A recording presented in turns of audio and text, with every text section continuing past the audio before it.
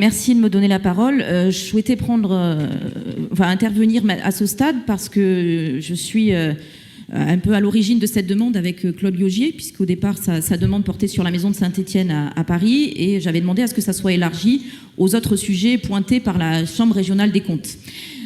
Alors, je suis effectivement assez atterrée, mais bon, je commence à avoir l'habitude. J'étais déjà atterrée lundi au conseil municipal de Saint-Étienne. Je vois qu'ici à Métropole, on n'est pas plus à l'abri, effectivement, des choses qu'on considère comme anormales dans un fonctionnement d'une collectivité. Et je pense que depuis le 8 décembre 2022, on a l'habitude, malheureusement, qu'il n'y ait plus jamais de normalité dans nos débats, en tout cas sur certains sujets. Et il y a plusieurs choses qui me tracassent, à la fois dans ce que vous venez de dire, Madame Fayolle, et à la fois dans le rédigé de la rédaction de cette délibération. Alors, pour pas être trop longue, je vais essayer d'être assez synthétique. Tout d'abord, je rappelle que cette demande de création d'une mission d'information a un seul but, c'est de faire la transparence sur un budget conséquent de notre collectivité qui a fait l'objet d'un rapport de la Chambre régionale des comptes qui a attiré notre attention sur différents sujets pour le moins problématiques.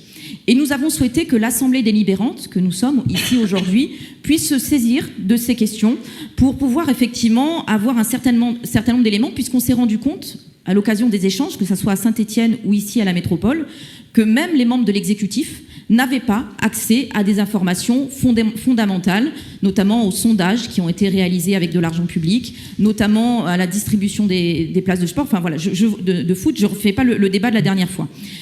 Donc cette transparence, qui est pour moi consubstantielle de la démocratie, elle me semblait devoir aller de soi.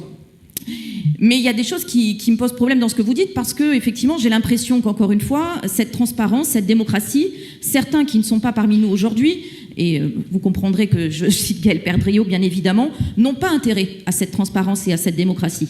Alors, on s'en doutait, parce que si effectivement il respectait les valeurs que nous essayons de respecter ici, ça fait longtemps qu'il aurait démissionné pour de bon, ou qu'il respecterait lui-même la mise en retrait totale qu'il a annoncée.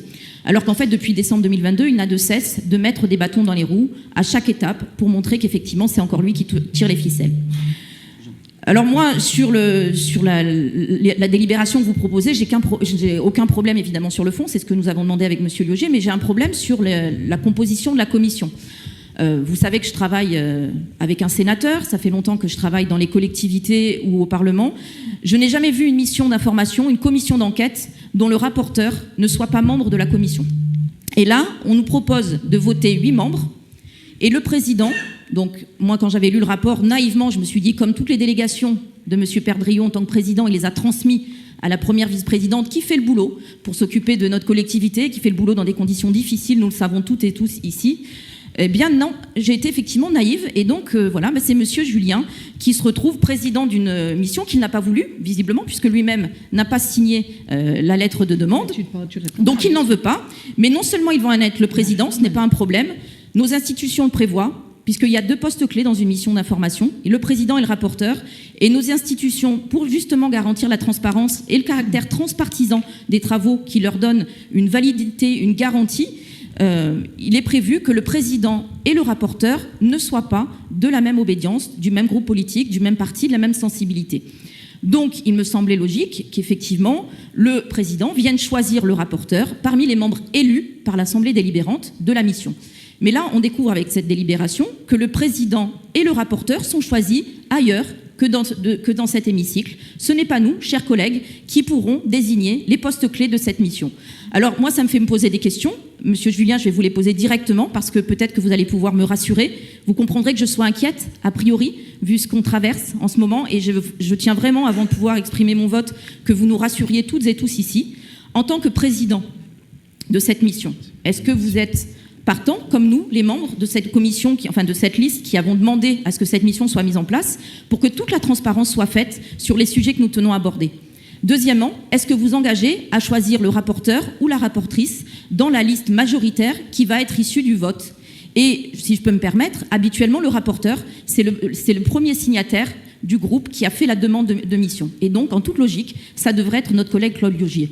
Mais si vous prenez effectivement Claude Laugier de notre liste, il va manquer quelqu'un, puisque nous allons désigner 8 personnes, qu'elles soient de votre liste ou de notre liste. Et donc, effectivement, le règlement intérieur ne prévoit pas, par écrit, que le rapporteur doit être membre de notre commission.